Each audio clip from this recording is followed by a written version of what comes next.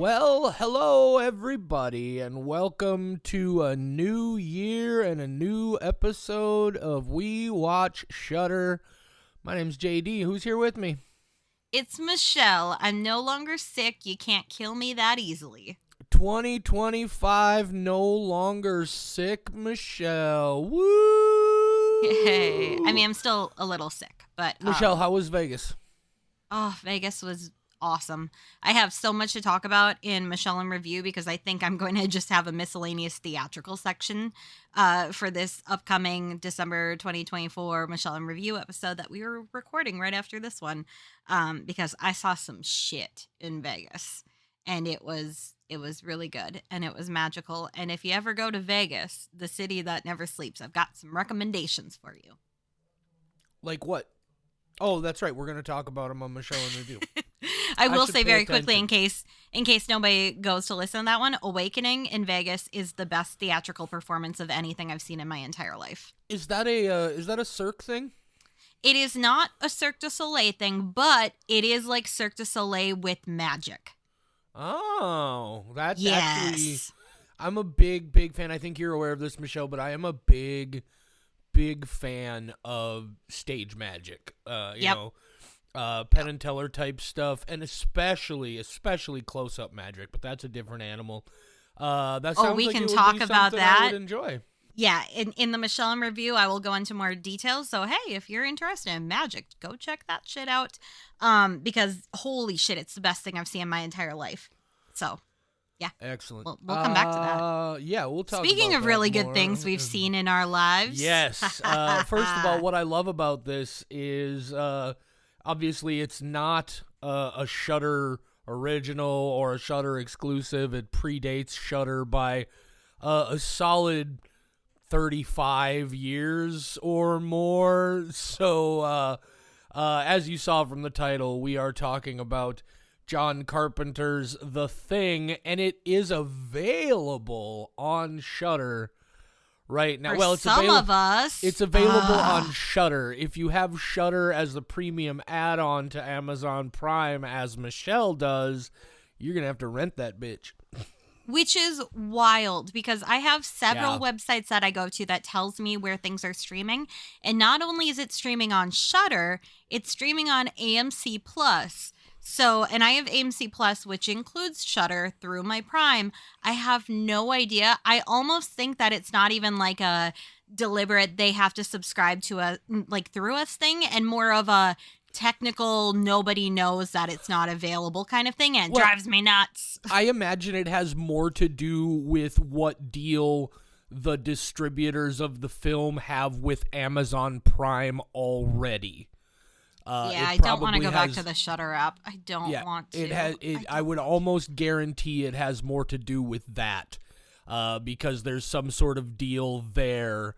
They can't allow them to have it in the add-on. It's something to do with rights. Yeah, of course. It's happened a couple times now, and here's how much I hate the Shudder app. I just pay $4 to rent it through Prime. I could go pay that for a monthly subscription to Shudder and get it for the day, and also have access to other things for 30 days. I hate the Shudder app so much that I just terrible. Fuck, rent it. Guys, I don't even use the app anymore. I watch everything through the website directly on my laptop. Which is also not great user experience. It's better than the app. It's better. You're right. It's not the Shudder friends. You need some help on your website. But either way, I was able to watch this movie on Prime. Your content selection is fabulous. Thank you for letting us start the year with a true fucking classic, which everybody should be aware of at this point. Michelle, I have seen this movie several times. I assume you had seen this movie before? Yeah, I'm a big fan of Mary Elizabeth Winstead, so I was really excited. I will fucking stab you to watch Michelle. The 2011 I will The Thing. leave. I know where you live. I will leave my home right now. No, you won't. You're right, I won't. It's way too fucking cold. It's so cold out. Yeah, let's talk about that for a minute. I have not seen the 2011 The Thing. I was going to watch it before this, no, but Michelle. I got so sick and I just could not. Yeah, don't have. Here's what I know is they made the entire movie with practical effects, and then all the practical effects just got rotoscoped over with CGI in post-production.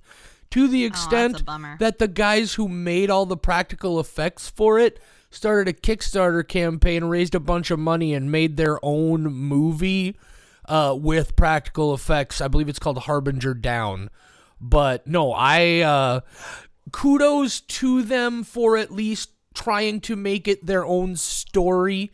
Like, the 2011 one is, like, it's a prequel, right? It's the story of what happened to the Norwegian folks before this movie starts, right? So to their credit, they at least tried to do that.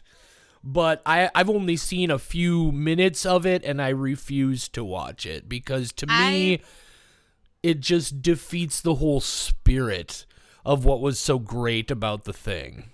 I legitimately do want to watch it because I'll get into this more when we're in the spoiler part and actually analyzing the original The Thing from 1982. But there's a lot of stuff that it answers questions of in the 2011 one, and I think that's kind of cool, and I would like to just have a little bit more of the lore. So, yeah. Okay, so I do want to point out that the original The Thing is The Thing from Another World from, I want to say, either 1951 or 1952. Pedantic. No, it's you see footage from that movie in this movie. But also a lot of people talk about John Carpenter's film as a remake of the original, and I kind of like to see it as also somewhat of a sequel because of the way that footage from the original is used in this film, which I also thought was very smart and respectful. But we can talk about all of that as we move along here. Section, yeah, so I don't know which parts. Yeah. Yeah. It's what a goddamn film. Michelle, what's your quick spoiler-free thoughts on The Thing? Oh, I guess I should. Have you seen the original 1951 film? I want to say I have because I really like classic horror. Even if I don't like it as like a movie, it's cool to see like the history of something that stuck around. So I believe I have. I don't remember anything from it though. I've only seen it one time. I saw it with my dad on TV once quite a few years ago. I think I was still maybe in high school, but I remember it very distinctly. I especially remember the big climactic scene. I remember all those sequences where they're finding the UFO that you see in this film. But I've only seen it the one time. I keep telling myself that I should go back and watch it again. I almost went back and watched it again before this episode, but there were awesome football games on today that I had to watch. So it is streaming on Tubi, and it's only an hour and 27 minutes. So maybe I'll go watch it because I don't remember it. The poster is familiar to me, so that tells me I've seen it. Yeah, it's classic 1950s sci-fi, right? It's you have to be in the mindset of that day and age. But if memory serves, it was like the highest grossing sci-fi film of. I don't know if it was that year or I know there's some stat where it was like even more successful than like The Day the Earth Stood Still or something. I think it was just that year. But I don't. Anyway, it's a fantastic film. Howard Hawks produced. There's footage of it in John Carpenter's Halloween. That's an interesting story as well as how he got involved with the movie. But anyway, I'm sorry. Spoiler-free thoughts, Michelle. I like it. It's one of those where honestly? It's like I have no idea when I saw this for the first time because it's just like it's one of those things where it's like, yeah, this is a thing. I've seen The Thing. But I did not remember the last time I actually watched it and paid attention to the entire story back to back, like beginning credits to end credits, until actually just a couple of years ago. I watched it because I was like, it's The Thing. I know The Thing, but I don't remember what actually happens in The Thing, except there is a thing. So went back and watched it a couple years ago and went, oh, this is better than I remember. And then watched it Friday on a lot of cold medicine because I felt like I was dying, which is why this episode is coming out late. What? And that's an experience. Highly recommend it. Yeah? Are you going to give it a skull rating? You're going to be mad at me. I am giving it a 4.75. This is not a 5 movie for me, but it is very good. I know. All right. I'll accept it, I guess. I'm just kidding. It's a 1. It's a 1 out of 5. I will walk out right. No, I won't. You got so excited because you're like, ha ha ha, it is a 5. Wait, what? No, it is a 4.75. I'm sorry. But it's good. It's a thing. It's just like, it's a part of classic horror. What's the word I'm looking for? Like it's horror history. Yeah, like, it's horror royalty, maybe. I don't. Yeah. That doesn't, because it's not a. It's a movie. It's not a person, but it's an icon. It's an icon film for sure. It's not a person. That's the whole problem with the thing. It's gonna impersonate a queen, though. Yeah. No, I mean, clearly, just from the comments, this is a 5 skull movie for me. It's a classic. It boggles my mind that like. John Carpenter has, like, if you look at my top 3 horror movies, most days, 2 of the 3 are John Carpenter films. Which would be Halloween and The Thing, right? Yeah, absolutely. Okay. Yeah. And the third, Texas Chainsaw Massacre? Yes, and Texas Chainsaw Massacre is number 2. Now, this is where things get, is when it comes to John Carpenter films, really, there are Halloween people and there are The Thing people. And they can each be big fans of both movies, but when it comes to which one is number 1, there are The Thing people and there are Halloween people. I'm a Halloween guy. I definitely like The Thing more than Halloween. But the idea that one guy has, in my opinion, made 2 of the 3 best horror movies of my lifetime at least. And I think of all time, just mind-boggling. The effects in this are so fucking good. Like, it's, and I'm watching it. We're watching it now in the pleasure of high fidelity, really high resolution, direct negative scans. I can imagine, with just the slight shift in quality onto just a film print from the early 1980s, how this had to just fuck people up, right? And we'll talk in more detail about it. But yeah, these practical effects are as good as anything you're still seeing today. And not even half, 90% of body horror creatures that you see today all originate right here. It's awesome. I fucking love it.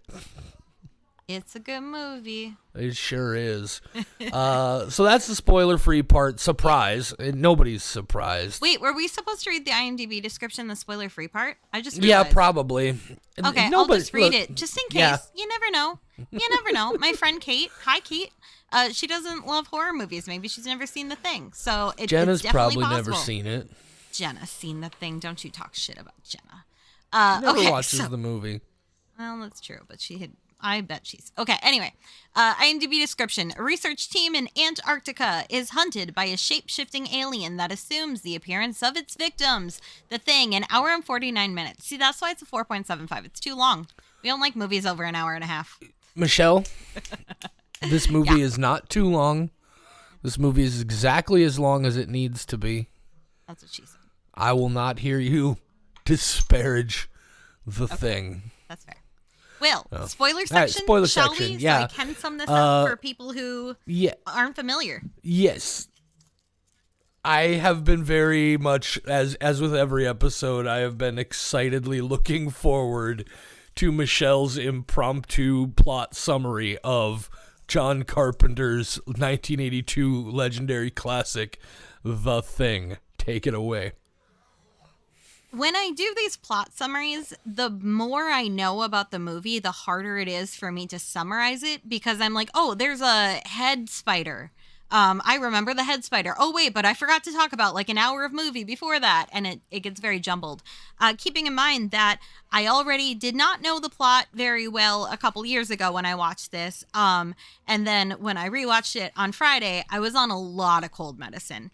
And there's so many people who die in this. There's a lot of them. I don't even know all of them. I got very confused and did have to just keep pausing the movie and going back a little bit to be like, that's the guy? Okay.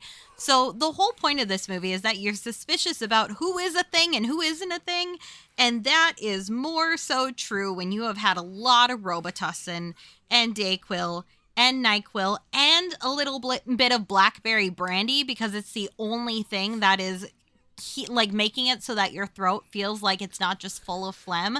That's a thing my grandma used to do for me all the time. It was either her lemon tea or it was blackberry brandy. And then I was in so much pain and couldn't breathe that a little bit of blackberry brandy turned into a lot of blackberry brandy alongside Robitussin, watching The Thing. It took me 4 hours to watch the movie on Friday. And I'm still not fully sure if I have everything in mind. So all of that up front. Okay, so it's Antarctica. It's cold there. There's a husky. The husky is running a majestic, except there's a helicopter chasing the husky, and they're trying to shoot at the husky and probably hurt it. That's what I would assume. It's not completely 100% solidified, but I'm pretty sure they were trying to kill that dog. So immediately the people in the helicopter are bad guys. I am team dog all the way. And then a bunch of people, including Kurt Russell and fucking Wilford Brimley, who I only know as the diabetes guy. I forgot he's an actual actor. Wilford Brimley, and then and then Keith David, who I adore, and then a whole bunch of other people who are gonna die. They all come running outside and they're like, oh shit, a dog. We like dogs. And then they're like, oh shit, a helicopter. Oh shit, Norwegians. We don't like Norwegians. And they kill them for that reason and definitely no other reason possible. And the helicopter did crash and they tried to put the fire out in a very silly manner. Nobody living there knows how to put a fire out, apparently. And that's one of my favorite parts, at least as far as I remember from when I was just beginning the movie and still kind of lucid. I remember laughing at the fire part, and everything else after that is a jumbled mess. So the Norwegian, John Carpenter's like, no one fucking speaks Norwegian. Nobody knows where Norway actually is. So the Norwegian is yelling, hey, that thing isn't, that's not actually a dog, it's a thing. Get the fuck away, you idiots. It can look like other things. So he tells you everything. And John Carpenter's like, no one in Norway is going to watch this movie. That's not even a real place. So the Norwegian tells you everything. But the Americans in this movie, they don't speak Norway. So they just shoot them. They're like, oh, we have the dog now. The dog's pretty good. And the dog's just walking around all over the place. And then I think at this point they go to the other Norwegian research center.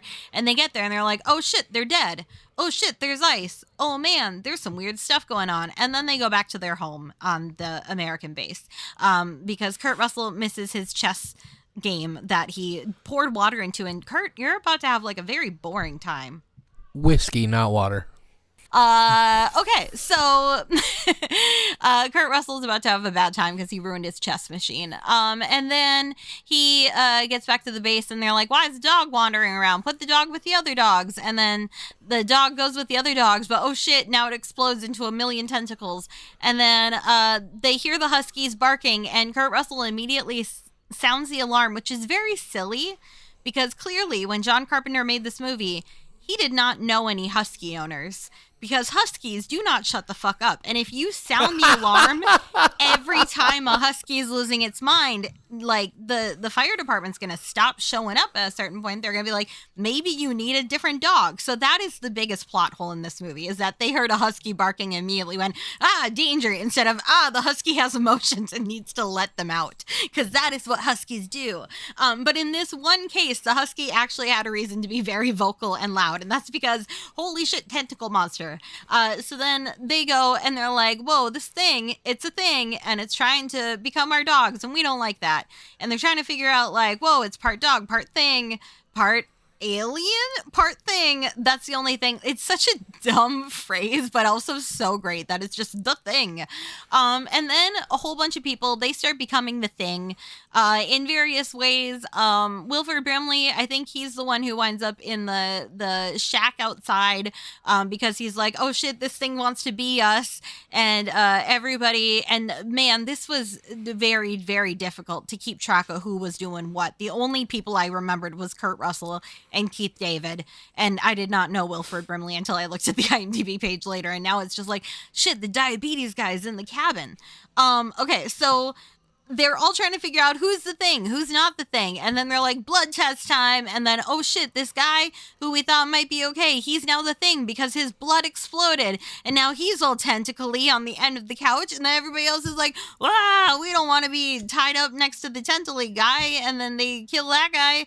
And then the other guys, they're like, hey, can you maybe untie us? Do the blood thing. Our blood's good. Okay, cool. We're all good. So now we know who is good and who's not good, but we don't know if Wilford Brimley is good. So now they gotta go outside and they gotta find him, and dude's been building a tunnel. Dude has been Shawshank Redemption his way out of this in a very quick amount of time. So he's loose, and now they're trying to track him down, and this is where I got very lost, because I know for a fact there was a guy who runs off who we never see again, and then I was convinced that there were other guys who were alive at the base, and I was very fixated on him. He never dies on screen. We never hear from him again. It's assumed that he became a thing and then deaded himself, but we never actually see him, and I'm still very, like, while hopped up on Blackberry Brandy and Robitussin, I was fixated on that guy and when he was coming back, and he doesn't, not even the post-credit scene, which is great. Sets you up perfectly for the thing too. So JD's face, there's no post-credit scene. You know I don't watch the credits. And then at the end, Kurt Russell's like, well, if that thing's going down, we're going down with it, because if we're not going to live, we're going to take that thing with us. And then everything's on fire now. I don't fully remember how, but it's all on fire. And then Keith David, he's like, whoa, it's just us two left. Isn't that crazy? And then Kurt Russell's like, yeah. And then I just took that to mean like, oh, they're going to die together. I didn't even realize there was a whole subplot of, is one of them the thing? And yes, absolutely. Now that other people have explained that to me. But while I was on Robitussin, I was like, oh, bummer. What a crappy way to die. Not even thinking about the fact that they might get thinged. So, like, Keith David definitely was the thing, and now Kurt Russell's going to become the thing, and now they're going to hibernate in the coldness until other people, and then we're all going to be things someday. But you know what? It's better than being human. Humans suck. I'd rather be a thing. I am so muddled. I remember certain deaths in this movie, but I have no idea because it is very, very intricate. Now, you were talking there just briefly because I think this might be the crux of the whole thing, Michelle. First of all, yeah, the big suspicion is, they were both alone again for a while. MacReady doesn't know where Childs has been. We know MacReady has been alone in the presence of the things, or the thing, right? But you said there towards the end something about a guy who ran off and then just never comes back. Are you talking about Fuchs, who went off to, he goes off in the cold sort of near the end, and he finds like a tattered shirt in the snow, and then you just never see him again? Yes, that guy. Okay, you do see him again. His torched corpse is in the snow when they go to look for him. Totally missed that. And then I was watching other analyses, and I was like, oh shit, okay. Well, and here's the other thing then that you might have missed. Mm-hmm. When Fuchs first goes out into the snow and looks at the tattered clothing in the snow, because we've established this idea that tattered clothing is an indicator of somebody who was thinged, and I'm almost absolutely certain this happens after the blood test, because the blood test happens after MacReady and the other dude go up to his cabin, and then they're coming back, and the one dude comes back by himself, and then MacReady comes back later. Anyway, the shirt that he finds in the snow has MacReady's name on it. Totally missed that. Yeah. Wait, so we think McCready is a thing? Maybe. Oh, see, I missed that. I thought it was just a question of whether Childs was. To me, the thing that ensures that McCready is not a thing is the fact that obviously he goes on to kill more of them, and we see that happen. But, yeah, maybe. I mean, I guess maybe somebody pulled it out of his cabin and it was a setup. But I've, maybe because it's obviously it's like a hive type creature, right? It infects multiple things at the same time.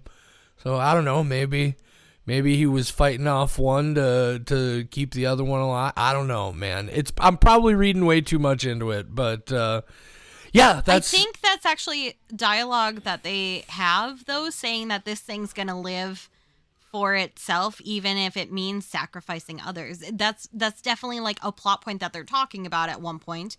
So that could be setting up for that question. That could have been meticulously planted, because that stuck with me of like, it'll throw other people under the bus. Are you aware of the deleted scene / alternate ending situation? No.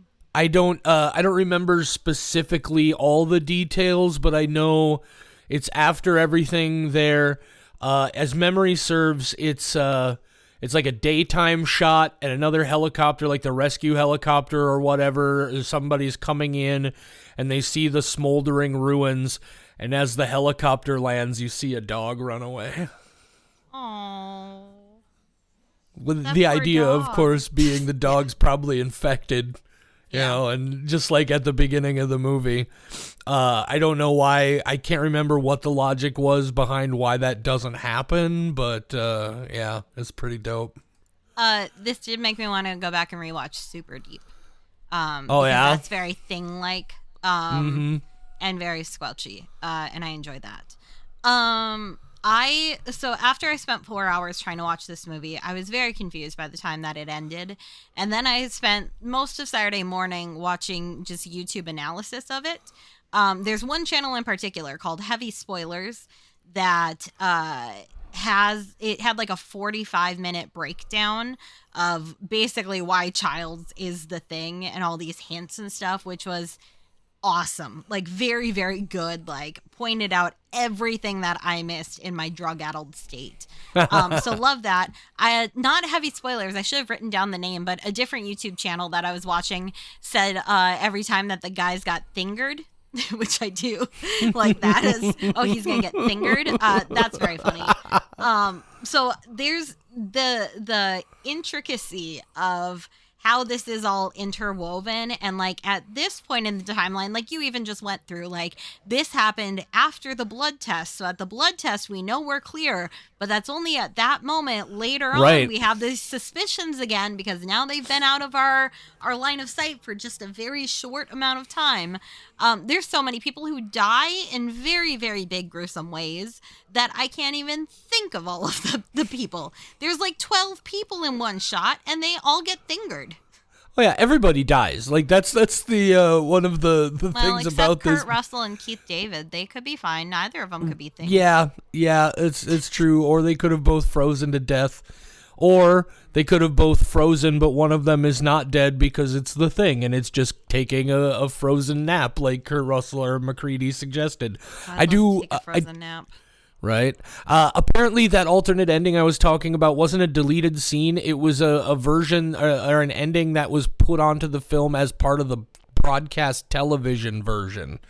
Oh, yeah. And who knows why. And then there's also a recut TV version that John Carpenter had nothing to do with, that doesn't just show a dog, but it shows the thing in the dog's body. I don't like that. I don't like that either. Just let a dog be a dog. The one with the dog running away, I don't mind, because, it's a maybe there is, maybe there isn't. But I think you get that just fine with the ending in the theatrical version, where it just fades out and that's the end of it, right? I think you get that just fine there. Yeah, I mean, even without the question of is Childs or McCready a thing, there's still a question of, is the thing even dead? We haven't seen it be completely destroyed. So, I mean, there's still even like an ominous, like, let's say theoretically these two humans are both fine and they're actually humans and not things. There's still like we don't know if there's more of this out there. It's still ominous. They don't need to hammer that home. For sure. Oh, I completely even forgot about the chest. Like, he goes to do CPR on the guy. No, he's and then trying to shock him with the paddles. It's like the deaths and like effects of this movie are like hilarious. Oh, it's but yet, fabulous in a way, stuff. I don't know how John Carpenter did it, but in a different movie, this would be considered laughably bad. Of like, I disagree. My God. And like certain movies though, like let's say all the acting was bad, the story was bad, and then we had a moment where somebody goes to do CPR on a guy and his chest turns into a mouth and eats another guy's arms. In a different movie, you'd be like, this movie's fucking awful. What was that? In this movie, it's rad. Oh, yeah. I first of all, I think the effects are phenomenal, and that's actually something that I wanted to get to. So let's just talk about it here. We all know you're a big fan of practical effects stuff. I'm a big fan of practical effects stuff. Is there one set piece, one practical effects moment in this film that stands out for you as your absolute favorite? There are two scenes. One is after the chest burst scene, and then the tentacle-y thing comes out with the head at the end of like a long tentacle and is just screaming. Like, that's crazy, and I don't understand how they did that in 1982 and it looks so good. There's that one, and then also the dog assimilation scene is really good because it's the first time that we really see what's going on with this dog, because we know something's up. Like, clearly it's very ominous, this husky just showing up and a bunch of people chasing it, and now we know something's up. And the way that the music plays, every time there's something bad happen, we get that dun dun dun dun, which I love because it perfectly puts us in that same mindset again. It's like a Pavlovian response. But then when like that thing starts just flailing and all the dogs are like, yo, what the fuck? Like, that's really good because that sets us up for all the other shit that comes later. There's so many tentacly weird deaths. Oh, yeah. That dog scene is actually one of my favorites as well. Not just because of the atmosphere around it, but just the effects themselves. That, I mean, it's sad because it's a puppy dog, but that dog's head splits open like a flower and like weird tentacle things come out from inside it. And then it's like spraying acid venom at things. And the one dog is half melted from what got, it's fucking gross. But like gross in that, oh my God, sort of way. And then the other one that I really like is towards the end there, when Palmer, the guy with the biker jacket and the bad attitude, when he is discovered from the blood test and he turns into a crazy monster and he tries to, like, he has like his whole upper body turns into like a giant set of jaws and he tries to eat that other dude all at once. And so he's like standing there and the other dude's legs are up in the air kicking. I don't know. That one I really love too. See, and all this stuff is so funny. And yet in this movie, it's still very scary. And I don't know how he did it. That feels like a magic trick. It's that seems like something you see on the Vegas Strip. I know, it's really well done. Okay, you and I are both dog owners. Oh, that feels so mean. We have dogs who are our roommates. We have dog roommates. We're caretakers of dogs. Yeah, Ellie's like, bitch, you do not own me. Are you kidding me? I have you wrapped around my hand. I've had to help that girl poop before. Yeah, I love her. The suggestion that anybody in this house other than my dog is the boss is absolutely absurd. Yep, Ellie is 15 pounds and convinced she's the alpha. So let's say your dog, you come home after a long day. Alpha male is a myth, by the way. Well, not in dog culture. Wolves. Are you kidding me? Anyway. No, alpha males even in wolves is a myth. Shit. I'm going to have to tell Ellie because she's the one who keeps running around going, bark, bark, I'm the alpha. I'm gonna Maybe have it's to tell because her she's not a male. That could be it. Maybe alpha female is a thing. that's definitely possible because she is a lady and she humps our fucking cats.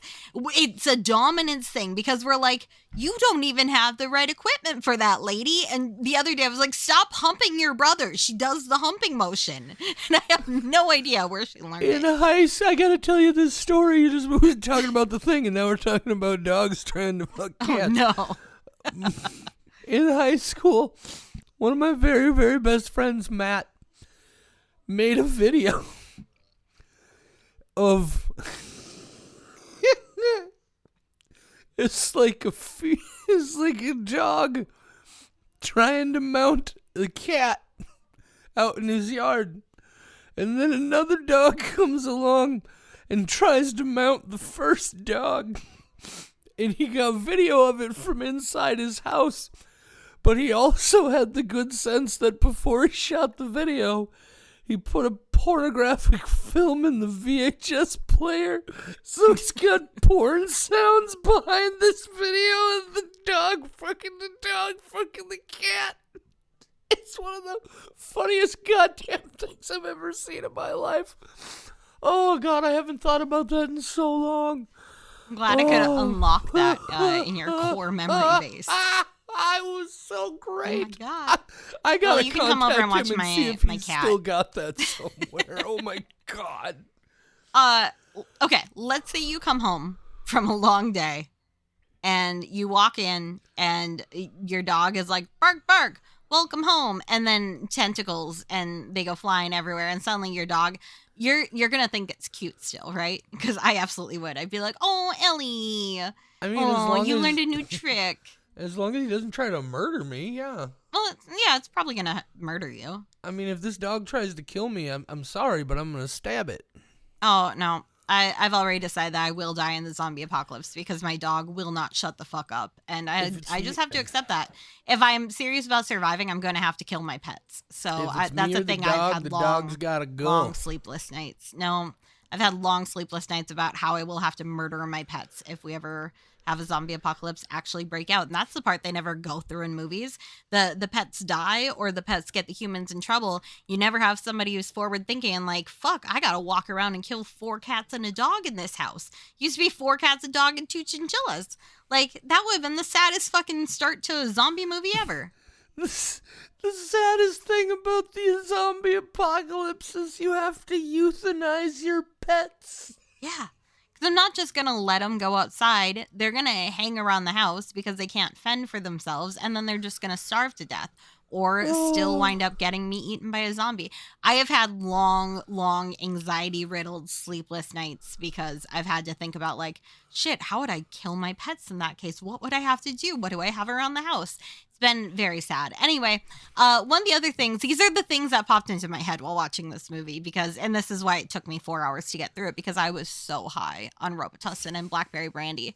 The other thing is I thought it was so funny that one guy just has a nose ring and like I kept giggling at that. And then I found out later through one of the YouTube videos that I watched, it's because the thing cannot impersonate or inorganic materials. So it's to show that guy is still not the thing because he has a nose ring. Wait, though, like, I guess they weren't, like, when it imitated people, it wasn't making its own clothes, it was wearing their clothes. Yeah, it was just putting their clothes back on, and it would probably struggle to put a nose ring back in. Yeah, I suppose that's a possibility that it would struggle to find a nose ring. Exactly. So I highly recommend heavy spoilers and just any other YouTube channels that are out there because I learned a lot. And I think that's something that he had learned from the 2011 The Thing, which is why I kind of want to go watch it and get those added little tidbits. Yeah, I just can't bring myself to deal with the CGI of it all. I can't. I do want to say though, like I mentioned a little bit in the earlier part of the episode, I do like that 2011 version is kind of a prequel to this. I do, however, I really appreciate. It's like when this movie was initially in development, John Carpenter was being talked to about doing it, and this is in like, I want to say like 75, even before he had made Halloween. But he was like, I mean, I really like the original film, and I don't know that I could do it better, so, maybe I don't want to do this. And then eventually they got him back to do it. But I like the way they sort of turned this into almost a sequel to that movie, where the idea, they're watching the footage from the Norwegian encampment. Now, in the original film, those were Americans, and it's an American encampment, and the whole concept of the creature is completely different. I won't spoil the details, at least.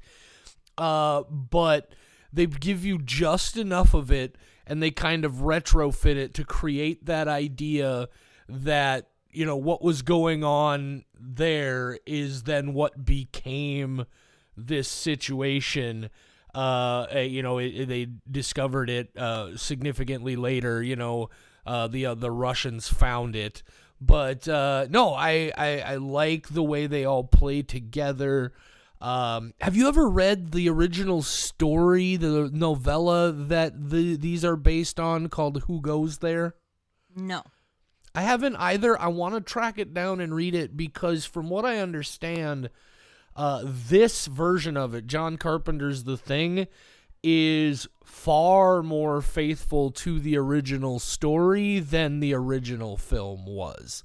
And I'd be just curious to see how close it is, how much it relates, because the whole thing, even about like a shapeshifter who hides as other people, I guess, is in the original story.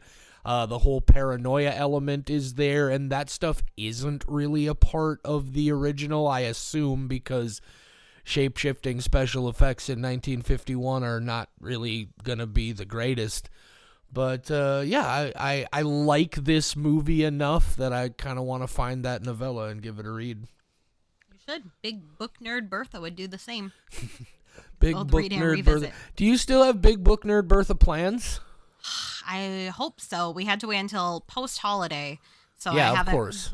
Resumed anything. I think that 2 of 3 of us are definitely involved in some big book nerd Bertha plans. Sweet. At the very least, but we were going to revisit after the holidays got done. Awesome. Holy shit. One additional comment, not really anything to do with the movie. That's what I'm here for, because it was very difficult to get through. Not because of the movie for once. But one of my bucket list items is to go to Antarctica and hang out at one of the science research centers. And this is a thing you can do. You can pay to be on a voyage with the scientists and study the life that lives there, up close and personal for a week. It's like $10,000, but it's one of my bucket list items. In this movie, I definitely would go and watch The Thing while in Antarctica, because I think that would be very, very funny. And I would make sure everybody who's in that same isolation would watch it with me. And then I would act very shady and suspicious the whole time, because fuck it, it's a bucket list item. And if I'm going, I'm going to make the best of it. Look, all I'm saying is whoever runs that program should just make that a part of the adventure. Oh my God, some point during the trip, everybody gets together to watch The Thing. That would be fabulous. Okay, hear me out. They've already got it set up so that you can go on voyages. It's not just in Antarctica. I've looked into it. Different science organizations do fundraising by allowing you to come on their expeditions in other parts of the world as well. But I love Antarctica. Fuck off if you don't. I love the cold. I'm a huge fan. I definitely would take a cold nap and hibernate until the humans came to find me. That's why I'm not afraid of going to Antarctica. But let's say they have this expedition set up that already costs a fuck ton of money. For a couple $1,000s extra, you can do the murder party Antarctica adventure, where one of the people in the science research center with you is the Thing, and they can tag other people to also become the Thing. And your goal by the end of the week, after studying emperor penguins and their migration patterns and all this other stuff, like after all of that, you have to have survived getting fingered and like never getting caught.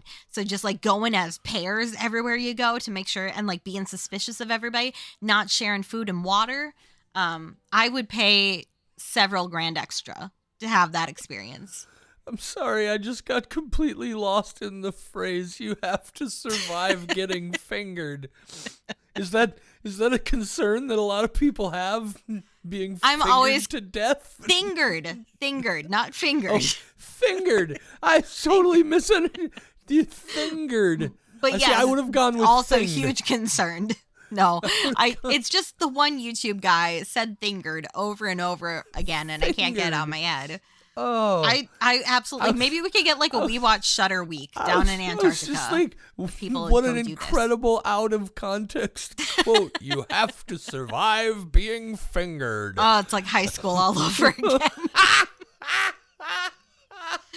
Some of those dudes did not know what they were doing. High school. A lot of. Never mind. Which is for the best, because I wouldn't have known what I was doing. Anyway. So many did not. Okay, on that note. So many? Jesus. Hey, I grew up in a small town. Not a lot to do. I'm not slut-shaming, Michelle. No, I know. I'm just saying it gets cold and boring. Oh, fair enough. Yeah. I don't know what else to say about the thing except it's fucking rad, guys. And if you haven't seen it, you should remedy that immediately. It's so goddamn good. Do it while on a lot of cold medicine and incapable of breathing, and I still have no idea what the fuck I watched on Friday. There is one thing that I did want to mention, because, like, again, this is a super fun movie. It's very atmospheric. The special effects are incredible. A lot of that's, like, all the set pieces and everything. It's really great. But with all of that going on, I do have one favorite moment in this movie, and that moment has nothing to do with special effects, nothing to do even really with a lot. It's just Kurt Russell. And it's right when the Norwegians have just arrived and been disposed of, and they're just getting ready to go fly the helicopter to the Norwegian camp. And McCready is standing there, and I think it's Blair or one of the other guys comes up and says something about how we got to get ready to go. We're going to fly out there. And he just looks down towards where the guy is, and, like, looks up at the sky and looks back down at the dude and just has this look on his face like, are you fucking stupid? This is going to go horribly wrong. And it's this beautiful acting moment where he says nothing, and just through the sheer Kurt Russell power of it all, fuck, I love that moment so much. It's so great. I have never seen Escape from New York and Escape from LA, and I need to go watch those. Very different films. Escape. Yes, I know it's nothing like The Thing. I was just like, oh yeah, speaking of Kurt Russell. What I'm saying is Escape from LA and Escape from New York are very different films. Escape from New York is a little bit more serious, a little bit more action-oriented. Escape from LA has a little bit more absurdist stuff going on in it. In fact, a lot of absurdist stuff going on. But they're both worth seeing. Anything with Kurt Russell in it is worth seeing. Yeah, except Guardians of the Galaxy Volume 2, but we don't have to get into that. Oh, God. Anyway, it's a good movie. It's the Minor. least of the three, but it's a good movie. Anyway, I did have a moment in this where I saw Kurt Russell and Keith David on screen together, and even though I know Roddy Piper was always the guy that John Carpenter wanted and had in mind for They Live, I did stop for a moment to think of what They Live would have been like if it had been Keith David and Kurt Russell, and I bet that would have been fucking fantastic. Would have been a much shorter movie because it would have been They Lived, because they would just kick so much ass 5 minutes in and then be like, well, shit. Roll credits, I guess. They came here to kick ass and chew bubble gum, and they're all out of bubble gum. See how I brought that into They Lived? You know that's a quote from They Live, right? I did not. I knew it as Duke Nukem. I have come here to chew bubblegum and kick ass. And I'm all out of bubblegum. And I'm all out of ass. JK, this badonk huge. I'll never run out. Okay. That booty. Oh no, that booty guy. He keeps popping up on my People You May Know on Facebook. He shows up every couple of months and he somehow looks douchier. Dude is so into manscaping. So into, like that beard. He spends so much time making sure those edges are perfect.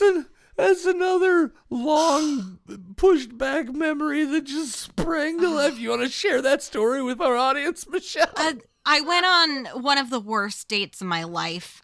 And at the end, here's how bad this date was. On a second date, because I was desperate, we went on a second date and a bunch of girls came up to me after he had left the bar and they were like, oh, did you meet him on Tinder too? Or OkCupid or whatever? They're like, did you meet him there too? And I was like, yeah. And they're like, oh, we became friends because of what a terrible date he was. And there's a whole group of us who now just hang out and talk shit about him. He's legendary. I will not say his name, but he's awful. Oh, of course not. And the entire dinner, he just talked about himself and how his ex fucked him over.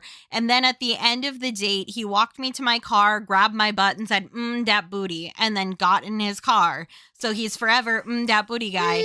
And I went on a second date with him where I had him come out to a stand-up comedy night because who fucking cares?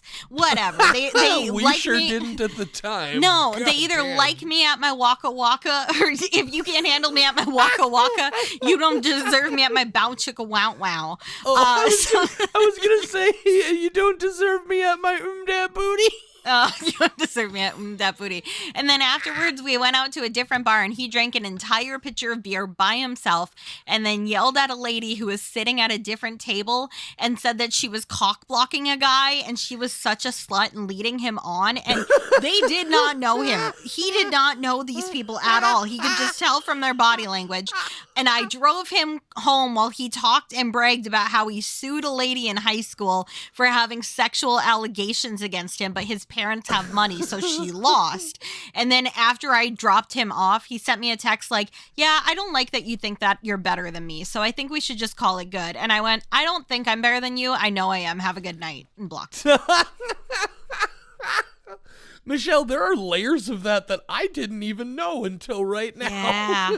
Oh, there's so much. That guy is wild. He's known in there are some women Facebook groups of God. avoid these dudes on dating sites to stay safe, and he's on all the lists. Holy shit. That was levels beyond the story I thought we were going to get. I thought we were just going to get the that booty part. No, our second date before he got really, really drunk and yelled at a woman he didn't know in a bar, and then I had to DD him home. That second date was a karaoke night, and he thought that he was king when he was singing Backstreet Boys. And Oh, he was God. Not. We should say this was all much prior to when Michelle met her wonderful husband, John. No, this was last week. What? Last week, me and that booty guy, such low standards and self-esteem over here, had to go see if I still had it. No, thank God for John. When he dies, because I have to accept that he will. I felt like I needed to clarify that.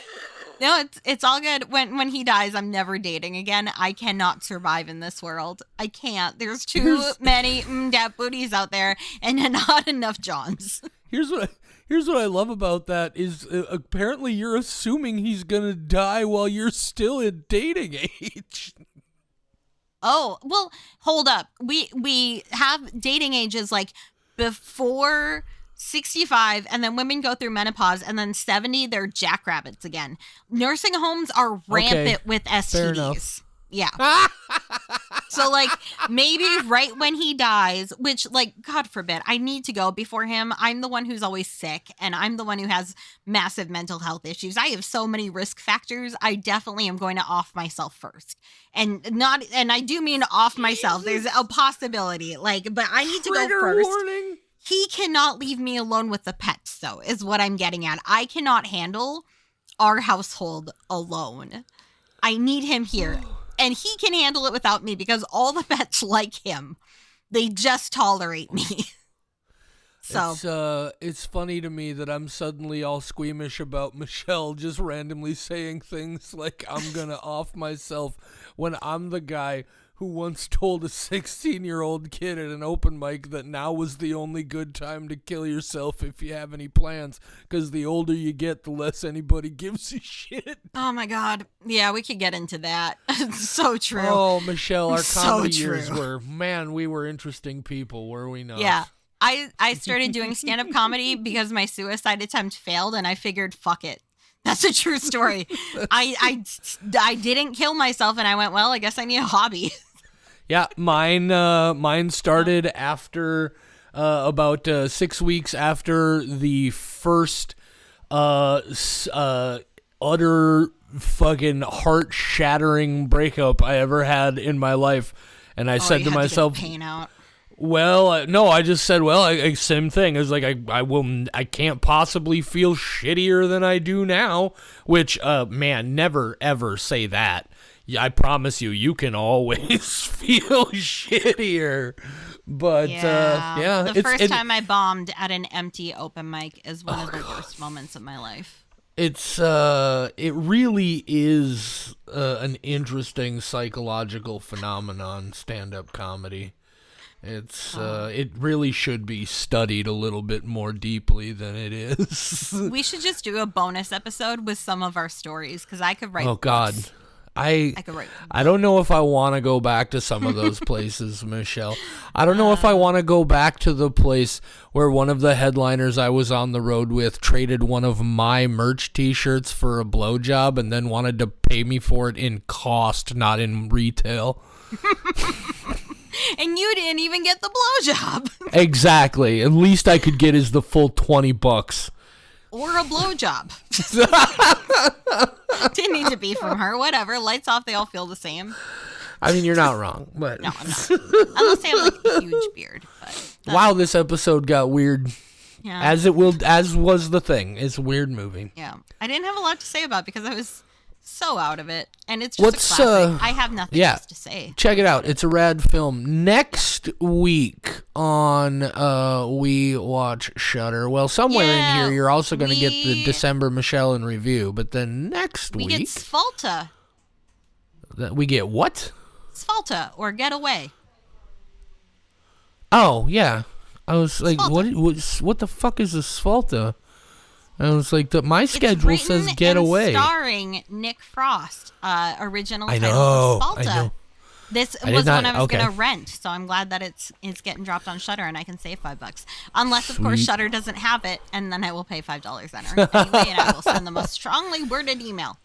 And then just taking a look at the month ahead, the week after Getaway, 2 weeks from now. If you're listening to this day one, Michelle gets her end of the year wish, and we will be watching 28 Days Later, which I have never seen past the first 20 minutes.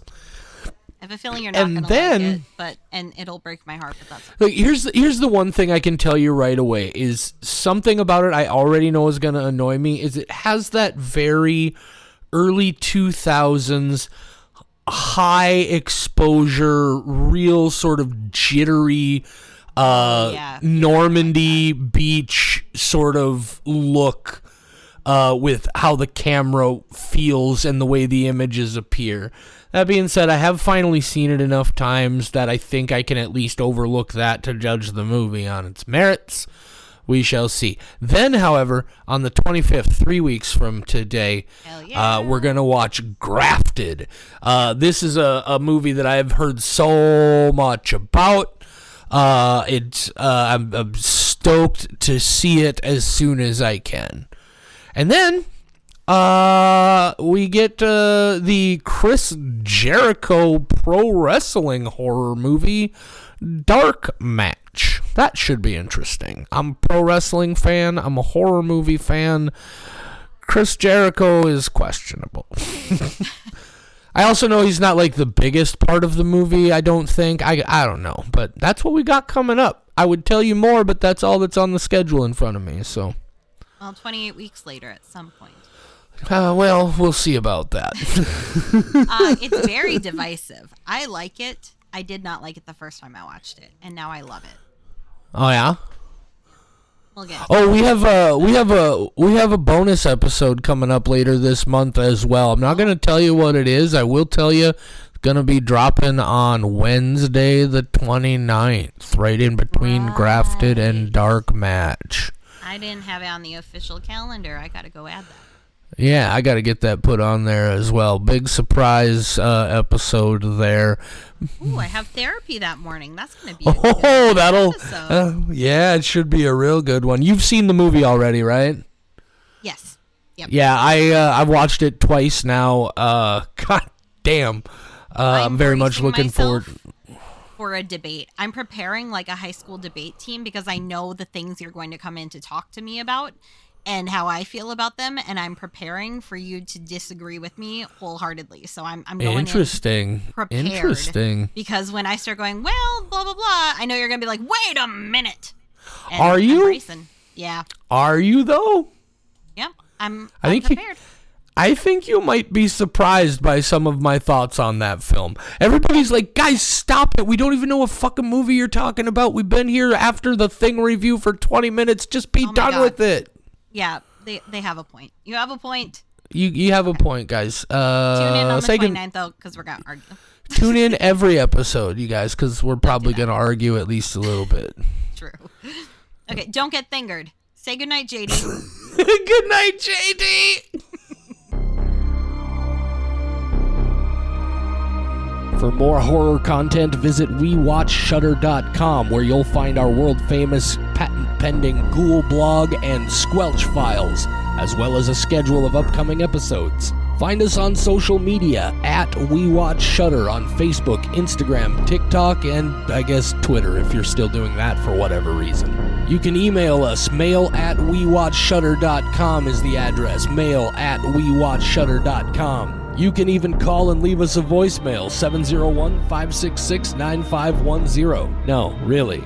701-566-9510. Give it a shot. See what happens. We Watch Shutter is a production of Rat Factory Media.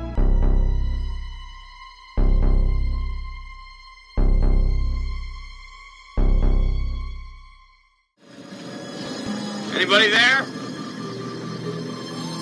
Hey, Sweden! Not Swedish, Mac, the Norwegian.